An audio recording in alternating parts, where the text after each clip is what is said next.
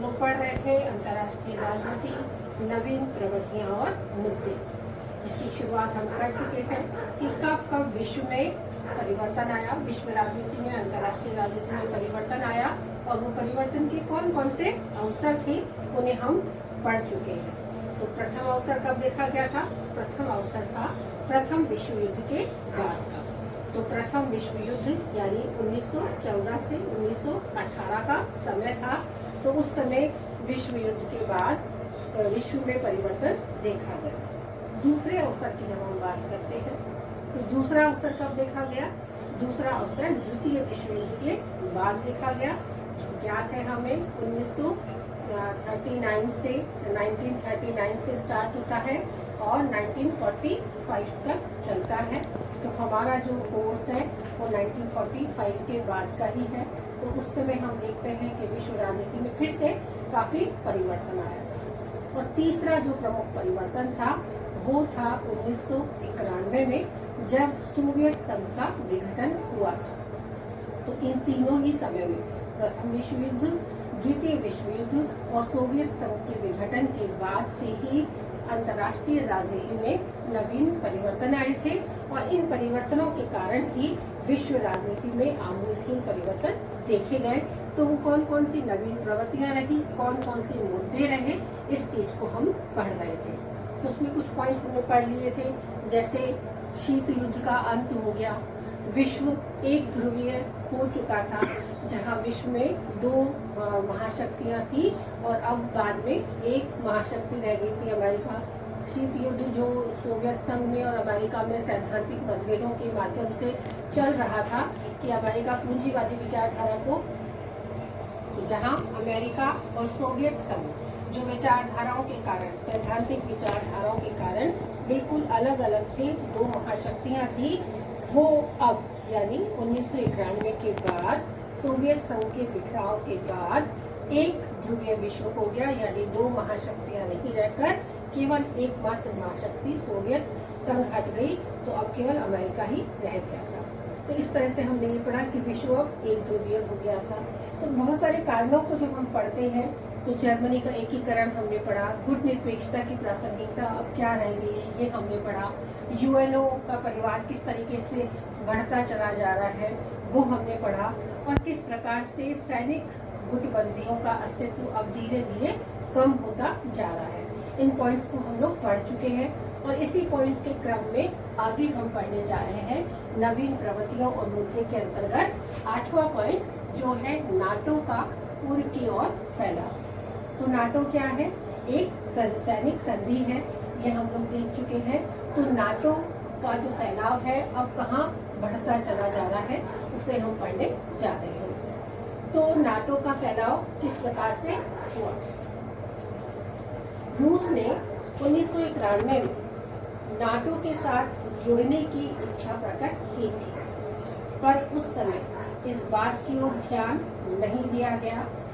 अमेरिकी राष्ट्रपति, तत्कालीन अमेरिकी राष्ट्रपति बिल क्लिंटन की पहल पर पूर्वी यूरोप के 3 देशों, पोलैंड, हंगरी और चेक गणराज्य को नाटो का सदस्य बनाया गया तथा 2004 में नाटो में यूरोप के 6 नए राष्ट्रों को भी सम्मिलित कर लिया गया, जो पहले से ही वार्सा पैक्ट से सम्मिलित थे।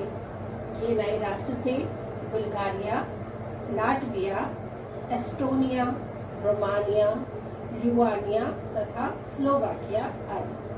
नाटो अब रूस के दरवाजे पर दस्तक दे रहा है, लेकिन सोवियत राष्ट्रपति गोर्बाचोव इसके फैलाव को पश्चिम की एक बड़ी भूल कहकर ठुकरा रहे हैं कि जब पहले नाटो के फैलाव के लिए सोवियत संघ ने पहल की थी और सोवियत राष्ट्रपति ने नाटो के साथ जुड़ने की इच्छा प्रकट की थी, तो तत्कालीन अमेरिकी राष्ट्रपति बिल क्लिंटन ने उनकी इस मांग की तरफ या उनकी इस इच्छा की तरफ बिल्कुल ही ध्यान नहीं दिया और उसका फैलाव कहाँ कर दिया? 3 यूरोप के नए राज्य, पहला पोलैंड, दूसरा हंगरी और तीसरा चेक गणराज्य, इनको नाटो का सदस्य बना लिया और सोवियत संघ की इच्छा का बिल्कुल भी ध्यान नहीं रखा, उसे इसमें नहीं जोड़ा। धीरे धीरे समय बीतता गया और बीते हुए समय में 2004 तक जब समय आ गया था तो नाटो का फैलाव और भी ज्यादा हो गया और अब उसमें 6 नए राज्यों को भी जोड़ लिया गया। तो 2004 में 6 नए राज्य कौन से थे? Bulgaria, Latvia, Estonia, Romania, Lithuania और स्लोवाकिया। तो ये 6 राष्ट्र ये और 3 राष्ट्र पहले, ये सारे के सारे अब नाटो की सदस्य बन चुके थे। यानी नाटो अब सीमित शक्तियों का क्षेत्र नहीं रहकर एक बड़ी शक्ति का क्षेत्र बन चुका था। ये 6 राज्य पहले से ही वार्सा पैक्ट नाम की सैनिक संधि से जुड़े हुए थे। इसके बावजूद भी ये नाटो से जुड़ने की इच्छा रखते थे और राष्ट्रपति बिल क्लिंटन ने इनको उस संधि में शामिल भी कर लिया। लेकिन अब तत्कालीन परिस्थितियों के बाद परिस्थितियां फिर से बदली और सोवियत राष्ट्रपति के पास, सोवियत गोर्बाचोव के पास, सोवियत संघ के पास ये दस्तक दे रहा है नाटो और चाह रहा है कि वो नाटो में शामिल हो जाए।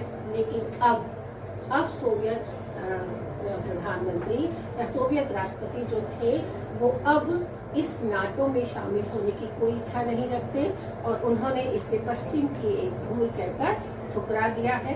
यानी कि परिस्थितियां लगातार अंतर्राष्ट्रीय राजनीति में बदलती रहती हैं। कभी भी कोई निश्चित राजनीति नहीं रहती, कभी किसका झुकाव किसी और तरफ हो जाता है और कभी किसी राष्ट्र का झुकाव कभी किसी और तरफ हो जाता है। इसी नवीन प्रवृत्तियां मुद्दे के अगले क्रम का पॉइंट है बाजारोन्मुख अर्थव्यवस्था।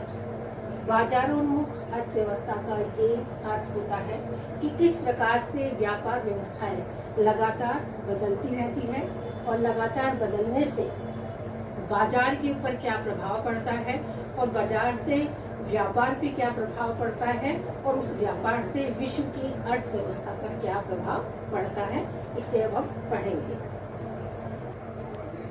सोवियत संघ से अलग हुए गणराज्य तथा पूर्वी यूरोप के देशों ने लोकतंत्र एवं मुक्त अर्थव्यवस्था की ओर अपने कदम बढ़ाने का निर्णय लिया। सोवियत संघ के नागरिकों ने 75 वर्षों तक जो पूंजीवाद के विरुद्ध एक कड़वा फल चखा था, वही पूंजीवाद अब सोवियत संघ का सहारा बन चुका था।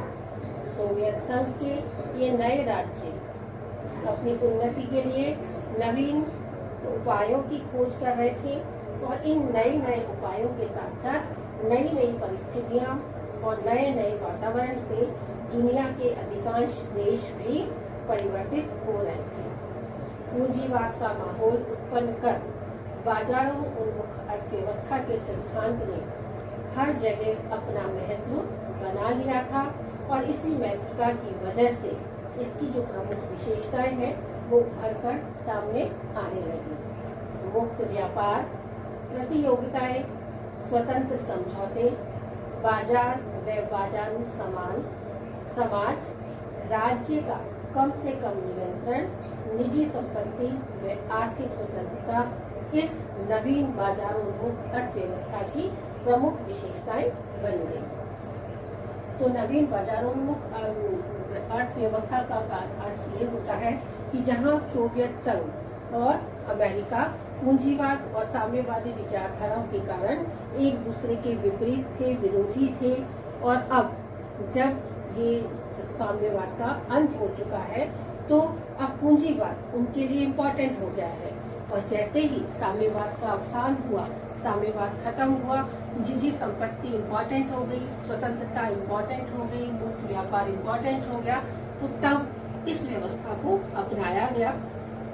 और अब तक जो 75 वर्षों तक जिसकी जड़ें, साम्यवाद की जड़ें बहुत ही गहरी थी और उस 75 वर्ष की गहरी जड़ों ने जब किसका पूंजीवाद का सामना किया, यानी पूंजीवाद का विरोध का जो कड़वा फल चख चुके थे, तो वो कड़वा फल अब उनके सामने क्या बन चुका था? एकमात्र सहारा बन चुका था।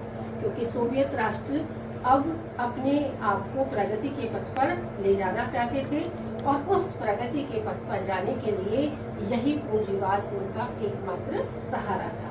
इसलिए उन लोगों ने ये कोशिश की कि नए नए उपाय ढूंढे जाएं, नई नई कोशिशें की जाए, जिससे नवीन अर्थव्यवस्था को नई गति मिले। तो उन्होंने इस बाजारोन्मुख अर्थव्यवस्था की वजह से नवीन प्रवृत्तियां ढूंढी और व्यापार को इतना ऊंचा बढ़ा दिया कि उस व्यापार से ही समस्त राष्ट्रों की उन्नति संभव हो सके। तो वो विशेषताएं कौन कौन सी थी? मुक्त व्यापार। मुक्त व्यापार का अर्थ ये होता है कि कोई भी राष्ट्र किसी भी राष्ट्र में अपने व्यापार को बढ़ा सकता है, जिसमें हम बहुराष्ट्रीय कंपनियों की बात करते हैं कि जैसे जहाँ पर पॉपुलेशन ज्यादा है, जहाँ पर डिमांड ज्यादा है, वहाँ पर व्यापार भी ज्यादा है। तो भारत और चीन इसका प्रमुख उदाहरण हम दे सकते हैं कि यहाँ पर कोई भी नई चीज आती है तो वो जल्दी से जल्दी बाजार में खप जाती है। तो ये मुक्त व्यापार यानी कोई भी राष्ट्र किसी भी दूसरे राष्ट्र में जाकर अपने व्यापार को बढ़ा सकता है।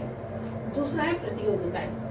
प्रतियोगिताओं का अर्थ ये होता है कि कई राष्ट्र किसी एक प्रोडक्ट को लेकर, किसी एक उत्पाद को लेकर जब व्यापार में उतरे तो उनमें प्रतियोगिताएं प्रारंभ हो गई कि कौन सा प्रोडक्ट ज्यादा बेहतर है। जब हम मार्केट में जाते हैं तो देखते हैं कि एक ही चीज के कई सारे प्रोडक्ट हैं, सबकी रेट अलग है और सबका ड्यूरेशन जो है, लाइफ ड्यूरेशन भी अलग है। तो हम सबको देख भाल कर ही हम वो चीज परचेज करते हैं। तो इस सब चीजों ने प्रतियोगिता को आगे बढ़ा दिया कि सभी राष्ट्र प्रतियोगिता करने लगे कि हमारा प्रोडक्ट अच्छे से अच्छा उभर के आए, क्वालिटी दे और ज्यादा से ज्यादा डिमांड हो, ज्यादा से ज्यादा बिके, जिससे व्यापार पर बहुत अच्छा प्रभाव पड़ेगा। अगला है स्वतंत्र समझौता, कि किसी राष्ट्र ने अपने व्यापार को बढ़ाने के लिए किसी भी अन्य राष्ट्र से कोई स्वतंत्र समझौता कर लिया कि कितनी परसेंटेज पर वो किसी चीज को सेल करेगा या कितनी परसेंटेज उनका मुनाफे का रहेगा। ये सारी बातें स्वतंत्र थी कि किसी राष्ट्र से कम पर तो किसी राष्ट्र पर ज्यादा पर ये समझौता तय हुआ था। अगला है राज्य का कम से कम नियंत्रण, कि जहाँ भी हम देखते हैं व्यापार के हिसाब से तो कहीं ना कहीं हमको राज्य को बहुत सारे टैक्सेस देने पड़ते हैं। तो मुक्त अर्थव्यवस्था ने या बाजारोन्मुख अर्थव्यवस्था ने राज्य का जो नियंत्रण था उसको कम करने का प्रयास किया। इसके बाद में है निजी संपत्ति, कि जहाँ जो भी प्रॉफिट होना है वो पर्टिकुलर उस राष्ट्र का ही होगा, यानी देनदार और लेनदार के बीच का जो समझौता हुआ है उसी से निजी संपत्ति ज्यादा इम्पोर्टेंट हो गई। और ये उनके स्वतंत्र समझौते थे कि वो किस प्रकार से अपनी निजी संपत्ति का उपयोग करेंगे। इसके बाद में है आर्थिक स्वतंत्रता।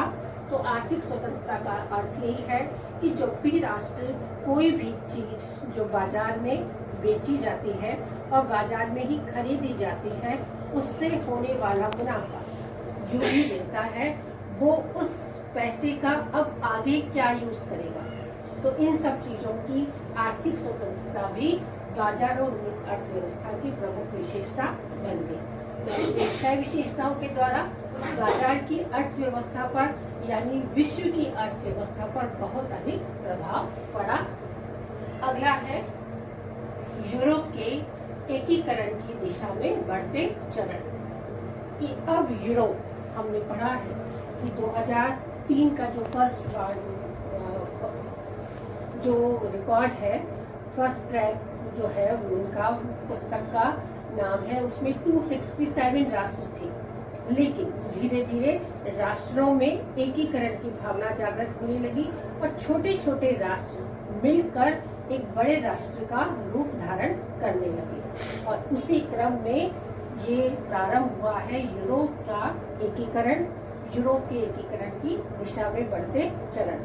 हमने जर्मनी का एकीकरण पढ़ा, हमने इटली का एकीकरण पढ़ा और उसी क्रम में अब यूरोप के भी कई राष्ट्र एकीकृत होकर नवीन अर्थव्यवस्था में या नवीन अंतर्राष्ट्रीय प्रवृत्तियों में शामिल होने लगे।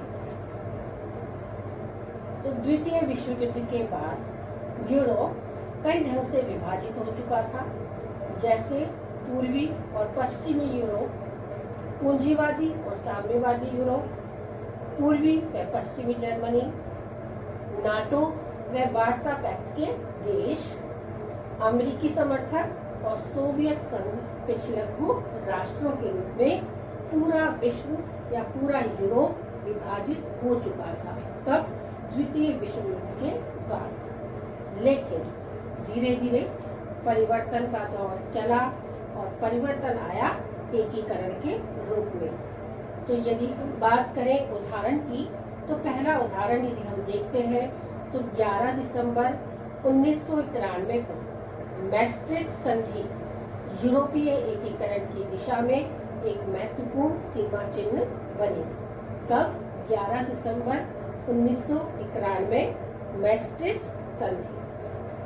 दूसरा उदाहरण है 1 जनवरी 1999 में इस संधि के अनुसार समान मुद्रा के साथ साथ केंद्रीय बैंक की भी स्थापना की गई कि अब अंतर्राष्ट्रीय बैंक एक बैंक होगा और ये केंद्रीय बैंक के नाम से जाना जाएगा। 1 मई 2004 को यूरोप के इतिहास की एक महत्वपूर्ण घटना हुई जिसमें 10 राज्यों ने यूरोपीय संघ की सदस्यता ग्रहण की। इनमें से 8 राज्य पहले सोवियत संघ के सदस्य रह चुके हैं। ये देश थे हंगरी, साइप्रस, चेक गणराज्य, एस्टोनिया, लाटविया, लिथुआनिया, माल्टा, पोलैंड, स्लोवाकिया और स्लोवेनिया। तो ये सभी राष्ट्र पहले साम्यवादी राष्ट्र थे, साम्यवादी सोवियत संघ के साथ थे, लेकिन बाद में इन्होंने अमेरिका में अपना एकीकरण कर लिया। अगला उदाहरण है हमारा सोवियत सदस्यों की संख्या अब पहले से बढ़कर 25 हो चुकी थी। यूरोप के राजनीतिक एकता के मार्ग में एक बड़ा अवरोध 29 मई 2005 को उस समय उत्पन्न हुआ जब यूरोपीय संघ के संविधान को फ्रांस की 55% जनता ने जनमत संग्रह के समय ठुकरा दिया। अतः यूरोपीय संघ के जन्मदाता देशों ने दुनिया ही बदल दी। अब उनकी राष्ट्रीय पहचान का क्या होगा? लेकिन फ्रांस और जर्मनी ने अपनी कार निर्माण कंपनियां या अपनी कार निर्माण इकाइयों को सस्ती कार बनाने के चक्कर में स्लोवाकिया में अपनी पूरी शक्ति लगा दी। लेकिन अपने यहाँ पर इन्होंने बेरोजगारों की फौज खड़ी कर ली, जिससे इनकी अर्थव्यवस्था को गहरा झटका लगा। एक संविधान यूरोपीय एकीकरण की प्रक्रिया को पूर्णता देता है, तो दूसरा उसके ऊपर सवालिया निशान खड़ा कर देता है। अतः इंग्लैंड, पोलैंड, चेक गणराज्य में संविधान पर जनमत डाले जा रहे हैं और कोशिश की जा रही है कि संविधान निर्माता या सरकार के प्रमुख पदाधिकारी ही संविधान का निर्माण करें और जनमत संग्रह के लिए इसे लगभग टाला ही जाए। तो पूर्व यूरोप के एकीकरण की दिशा में बढ़ते चरण को यदि हम देखते हैं तो किस प्रकार से यूरोप के देश जो पहले साम्यवाद में के राष्ट्र के साथ जुड़े हुए थे वो अब यूरोप में जुड़ गए।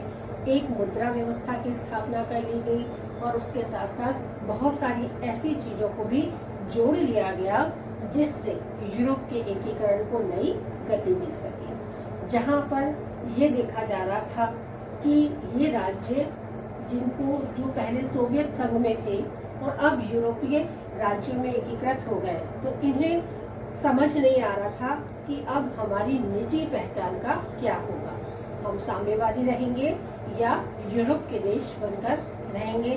तो इन्हें अपनी जो अस्तित्व था, अपने अस्तित्व पर एक गहरा संकट मंडरा रहा था। अपने इस गहरे संकट के अस्तित्व को मिटाने के लिए उन्होंने यूरोप का सहारा लिया और पूंजीवादी अमेरिका के साथ कहीं ना कहीं एकीकृत होकर ये आगे बढ़ रही है। यदि हम इनके संविधानों की बात करें तो संविधान में भी कहीं ना कहीं जहां जनमत संग्रह की बात आती है तो जनमत संग्रह के कारण संविधान में कई जगह व्यवधान उत्पन्न हो जाता है कि किस चीज को, किस कानून को बनाया जाए और किस कानून को रोका जाए या किस में संशोधन किया जाए। ये व्यवस्था सरकार के सामने थोड़ा मुश्किल पैदा कर देती है, क्योंकि इतनी बड़ी जनसंख्या और जनमत संग्रह से इतने ज़्यादा जो समस्याएं और उत्पन्न हो जाती हैं, उन समस्याओं से उत्पन्न निपटना काफ़ी मुश्किल हो जाता है और सरकार के सामने ये संकट आ जाता है कि किस संविधान को कानून का रूप दिया जाए।